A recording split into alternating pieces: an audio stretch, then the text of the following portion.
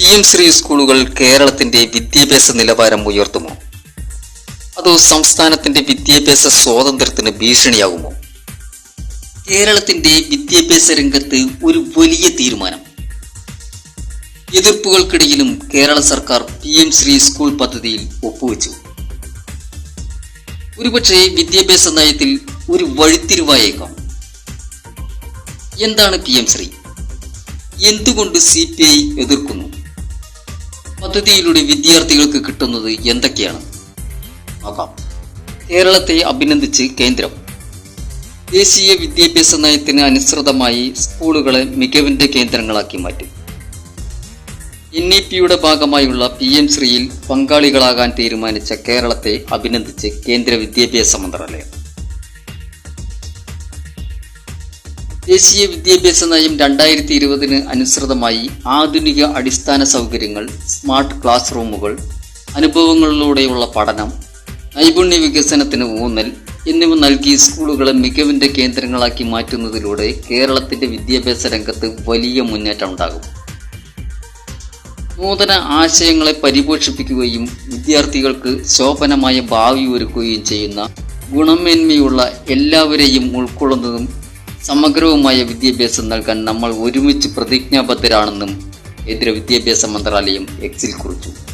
2022 പ്രധാനമന്ത്രി school for rising India എന്ന പദ്ധതി കേന്ദ്ര സർക്കാർ ആരംഭിച്ചത്. രാജ്യത്തെ എല്ലാ സംസ്ഥാനങ്ങളിലും മാതൃകാ സ്കൂളുകൾ സൃഷ്ടിക്കുക, സ്മാർട്ട് ക്ലാസ് റൂമുകൾ, സാങ്കേതിക വിദ്യ അധിഷ്ഠിത പഠനം, ഗ്രീൻ ക്യാമ്പസ്, പുതുമയുള്ള അധ്യാപന രീതി, ഇതെല്ലാം PM ശ്രീയുടെ പ്രത്യേകതകളാണ്.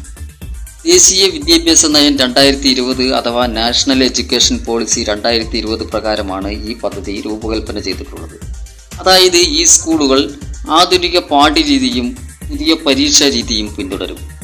ഏറെ ചർച്ചകൾക്കും എതിർപ്പുകൾക്കും ശേഷമാണ് പദ്ധതിയിൽ ചേരാൻ കേരള സർക്കാർ കഴിഞ്ഞ വ്യാഴാഴ്ച തീരുമാനമെടുത്തത്. പൊതുവിദ്യാഭ്യാസ സെക്രട്ടറി K. വാസുകി ഡൽഹിയിൽ കേന്ദ്ര സർക്കാരുമായി ധാരണാപത്രം ഒപ്പിട്ടതോടുകൂടി സംസ്ഥാനത്തെ 150ഓളം സ്കൂളുകൾ PM ശ്രീ പദ്ധതിയിൽ ഉൾപ്പെടും.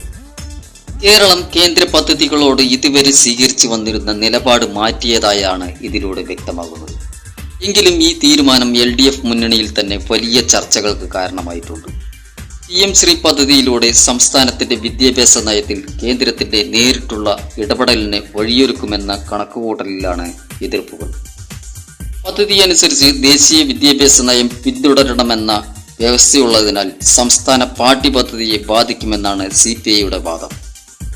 കേരളത്തിന് സ്വന്തം വിദ്യാഭ്യാസ മാതൃകയുണ്ട്. അത് സംരക്ഷിക്കേണ്ടത് സംസ്ഥാനത്തിന്റെ ഉത്തരവാദിത്തമാണ്. ഇതാണ് CPIയുടെ നിലപാട്. പക്ഷേ സർക്കാർ ഇതിനെ വികസനത്തിന്റെ ഭാഗമായാണ് കാണുന്നത്.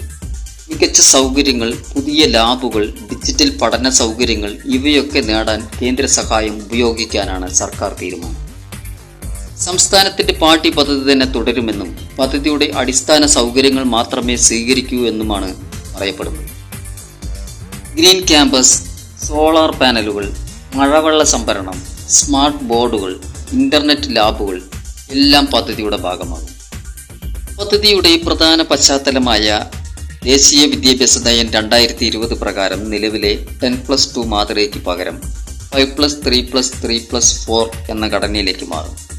ആദ്യഘട്ടത്തിൽ 150 സ്കൂളുകൾ മാത്രമാണെങ്കിലും പിന്നീട് കൂടുതൽ സ്കൂളുകൾ ഉൾപ്പെടുത്താനുള്ള പദ്ധതിയും പരിഗണനയിലാണ്.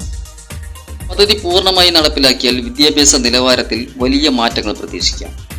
CPIയുടെ എതിർപ്പിനിടയിലും PM ശ്രീയിൽ ഒപ്പുവെച്ച സർക്കാരിന്റെ നീക്കം കേരളത്തിന്റെ വിദ്യാഭ്യാസ രംഗത്ത് പുതിയ ദിശ കാണിക്കുമോ?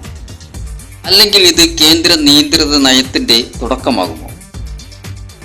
അതിനുള്ള ഉത്തരം കാലം പറയും. ദേശീയ വിദ്യാഭ്യാസ നയത്തെക്കുറിച്ചും PM ശ്രീയെക്കുറിച്ചും കൂടുതൽ അറിയണമെന്നുള്ളവർക്ക് നേരത്തെ ചെയ്തിട്ടുള്ള വിശദമായ വീഡിയോ കാണാവുന്നതാണ്. എൻ സ്ക്രീനിലും ഡിസ്ക്രിപ്ഷനിലും കൊടുക്കുന്നുണ്ട്. വീണ്ടും മറ്റൊരു കണ്ടന്റുമായി അടുത്ത വീഡിയോ.